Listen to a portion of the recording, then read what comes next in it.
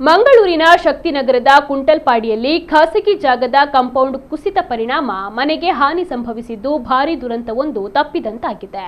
ಸತೀಶ್ ಬಂಗೇರ ಎಂಬುವವರ ಮನೆಯ ಮೇಲೆ ಕಾಂಪೌಂಡ್ ಕುಸಿತದ ಪರಿಣಾಮ ಮನೆ ಬಿರುಕುಗೊಂಡು ಕಿಟಕಿಗೆ ಹಾನಿಯಾಗಿದೆ.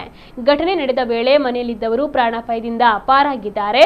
ಸ್ಥಳಕ್ಕೆ ಮಂಗಳೂರು ಮಹಾನಗರ ಪಾಲಿಕೆಯ ಅಧಿಕಾರಿಗಳು ಭೇಟಿ ನೀಡಿ ಪರಿಶೀಲನೆಯನ್ನ ನಡೆಸಿದ್ದಾರೆ.